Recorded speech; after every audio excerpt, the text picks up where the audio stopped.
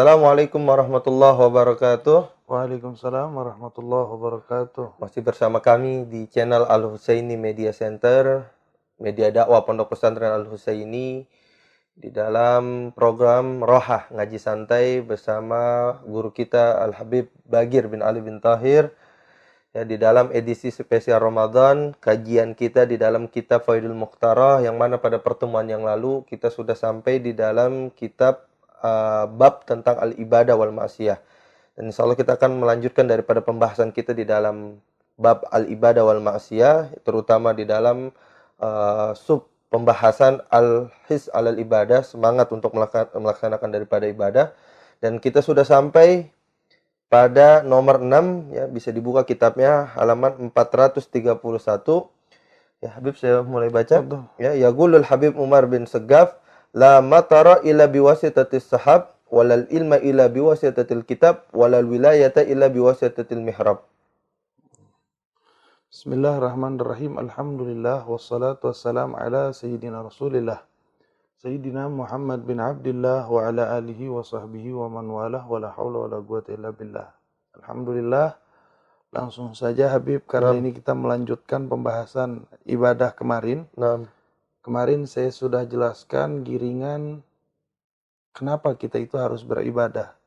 Karena memang ibadah itu adalah tujuan hidup kita. Cita-cita kita diciptakan oleh Allah bagi mereka yang mengaku dirinya muslim, mereka yang mengaku dirinya mukmin. Ketahuilah bahwa kalian diciptakan untuk mengabdi kepada Allah. Kita diciptakan untuk mengenal Allah Subhanahu wa taala. Dan ibadah ini adalah wasilah agar kita mendapatkan hasil daripada jerih upaya kita, daripada tujuan. Setiap tujuan pasti memiliki hasil. Cita-cita pasti memiliki hasil. Nah, tujuan kita diciptakan oleh Allah untuk beribadah kepadanya. Hasilnya apa? Untuk masuk ke dalam surganya Allah Subhanahu wa taala, agar bahagia kita nanti di hari kiamat, di akhirat kelak. Nah, di sini ditegaskan oleh Al-Habib Umar bin Segaf. Beliau memberikan perumpamaan bahwa tidak ada suatu hasil tanpa adanya wasilah.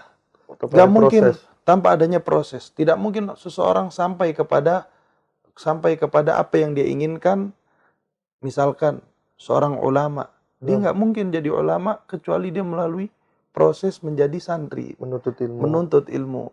Seorang yang menginginkan ini menjadi orang yang kaya raya misalkan, dia nggak mungkin jadi kaya raya terkecuali melalui proses dia masuk sekolah tujuan bisnismen, usaha dan lain sebagainya. Semuanya memiliki proses. Begitupun Allah ciptakan surga dan neraka sebagai tempat abadi manusia nanti di hari kiamat. Kalian harus berusaha. Kalian ingin masuk ke dalam surga, ada jalannya. Kalian ingin masuk ke dalam neraka, ada jalannya.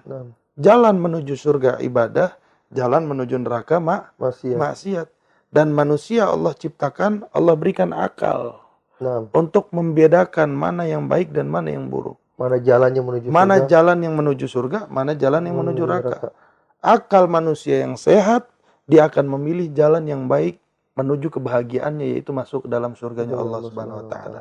Habib Umar bin Segaf menerangkan, la matara illa biwasitati sahab. Hujan gak bakal turun kecuali melalui proses awan. Ada awan. Pasti ada awannya. Gak mungkin hujan langit terang benderang tiba-tiba ada air hujan turun, gak mungkin. Karena hujan itu dia turun lewat awan. Dan ilmu, wala ilma illa biwasitati kitab. Kalian gak bakal dapetin ilmu terkecuali melalui kitab. Terkecuali melalui belajar. Baik itu dari kitabnya langsung atau kitab secara fisik, kan itu kitab ini. Kalau kitab secara kebalikannya fisik, itu ya guru. Ada guru yang mengajarkan kita. Nggak mungkin anak kecil tiba-tiba dia bisa nulis kalau nggak ada yang ngajarin. Nggak mungkin anak kecil tiba-tiba bisa baca tanpa melalui guru yang mengajarkan. Walau wilayata illa biwasitati mihrab.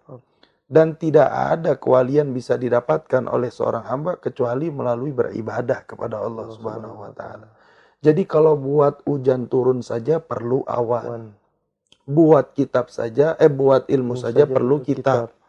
Buat wilayah kewalian di sisi Allah, derajat yang tinggi di sisi Allah, butuh ibadah. Apalagi untuk mendapatkan surganya Allah Subhanahu wa taala. Ada wasitahnya.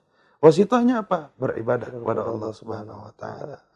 Nomor 6, ya, kita lanjut Habib dalam pengajian kita ke nomor 7 di halaman 431. Man tamanna minallahi rahmah walam ya'mal khairan kana karajulin tamanna min ardihi thamar wala yabduru fiha badran. Nah, ini jelas sekali di dalam kitab Hikayat Sufiyah. Jelas sekali beliau mengatakan, kalian yang ingin mendapatkan rahmat dari Allah Subhanahu wa taala, kita yang pengen dapat rahmat dari Allah Subhanahu wa taala, tapi nggak mau amal soleh. Pengen dapat kasih sayang dari Allah, ya Allah, jadikan keluarga saya keluarga sakinah mawaddah warahmah. Mintanya sama Allah mau. Iya. Tapi nggak ada take and give antara hamba dengan Allah. Allah kasih nikmat, Allah kasih surga, Allah kasih rahmat, boleh. Tapi Allah cuma minta dari kalian satu, ibadah kepada saya, amal soleh kepada saya, supaya Allah itu punya peraturan. Yang mana peraturan itu tercantum di dalam Al-Quran. Apa? Man amila salihan fali nafsi, waman asa'a. Orang yang amal soleh Allah kasih, orang yang nggak amal soleh tempatnya di neraka. Kebalik, ya itu udah hukumnya Allah Subhanahu wa taala. Allah mau kasih harmonis di dalam keluarganya, Allah mau kasih rejeki untuk kehidupannya. Tapi dia nggak buat sebab harmonis itu nyampe, dia nggak buat sebab rejeki itu datang. Kalau pengen harmonis, pengen rezeki, pengen hasil, minta sama Allah. Ibadah kepada Allah. Menyembah Allah. Nggak bisa modal minta aja, Beb. Jangan harus minta beramal soleh ya. Tuntutan Allah harus kayak kita kerja satu perusahaan. Kita kerja. Kontrak kita sebulan dapat gaji 5 juta misalkan. Sama perusahaan ini. Kita masuk kerja enggak. Kita kerja enggak. Terus tiba-tiba di awal bulan pengen terima gaji. Kan nggak mungkin. Nggak masuk di akal. Begitupun Allah Subhanahu wa taala. Makanya sampai-sampai di sini diibaratkan orang yang pengen rahmat, pengen surga, tapi dia nggak amal soleh. Bagikan seseorang yang dia membayangkan pohon akan berbuah. Dia bayangkan dari tanah ini, tanah kosong. Dia cuma ngebayangin doang. Dia datang, dia liatin tanah, dia ngebayang. Mudah-mudahan nih dari tanah ini berbuah pohon, tumbuh pohon dan berbuah. Ada hasilnya. Ada hasil. Diliatin doang tanahnya. Walam yadur fiha badran. Tapi dia kagak nanam bibit. Kan gak mungkin tumbuh, Habib. Dia liatin tanah. Ayo tumbuh. Ayo berbuah. Sedangkan dia kagak nanam itu di situ bibitnya. Kan mustahil seperti itu. Begitupun kita dengan Allah Subhanahu wa taala. Pengen dapat hasil, ya amal soleh. Ya ibadah, jalankan kewajiban, tinggalkan larangan. Harus ada usaha kita ya di dalam melaksanakan ibadah kepada Allah Subhanahu wa taala, barulah rahmat, rezeki baru akan Allah berikan kepada kita. Kita lanjut Habib di nomor yang ke-8 di halaman 431. Idza zara'al insan habbas sa'ir la yahsudul ila sa'ir. Fakadzalikal insan innama yajza ala hasabi amali. Fa in amila khairan fajaza'uhu khair wa in amila sarran fajaza'uhu sar. Bagaimana ini Habib? Nah, ini sama penjelasannya sama yang di atas, cuma beliau lebih spesifik, lebih detail. Di sini dijelaskan seandainya ada manusia menanam bibit gandum. Ditanam di bawah tanah bibit gandum. La yahsud illa syair. Dia nggak bakal panen kecuali gandum. Nggak mungkin dong orang nanam gandum yang tumbuh anggur, kan nggak mungkin.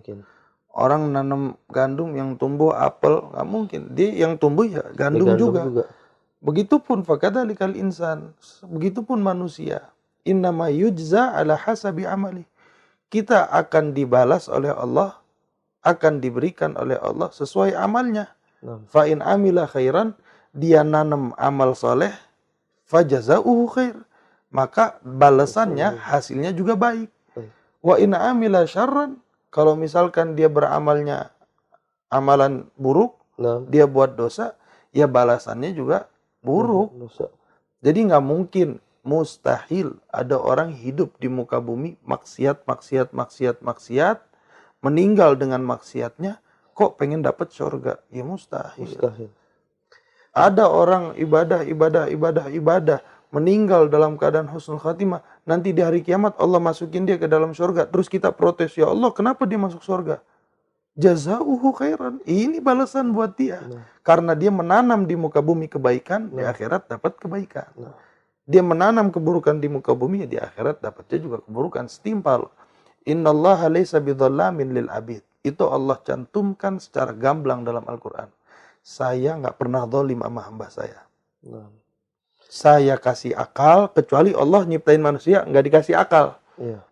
Allah zalim dong kalau kita nggak dikasih akal. Kita nggak tahu mana baik, mana yang buruk. Tapi Allah kasih akal. Dan Allah nggak pernah zalim. Kalau kalian buat kebaikan, surga tempatnya. Kalian buat keburukan, neraka tempatnya. Sebagaimana yang Allah katakan di dalam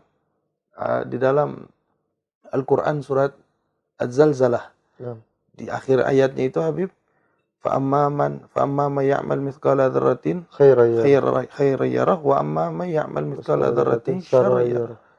Kalian amal soleh, Allah akan ganjar. Kalian amal buruk, Allah akan ganjar dengan keburukan.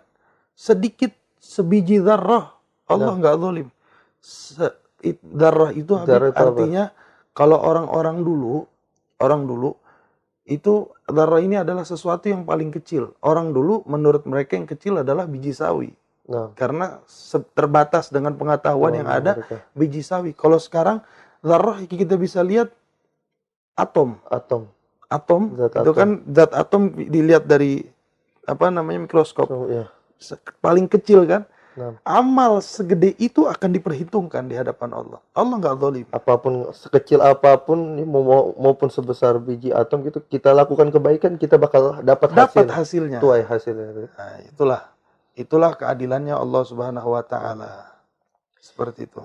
Jadi ya seperti para ulama juga suka mengatakan ya, Bib, ya al-jaza min jinsil amal ya. Ya, sesuai dengan amalnya. Harus sesuai amal, yang nggak mungkin ya. Tadi kita nanam gandum ya hasilnya juga gandum.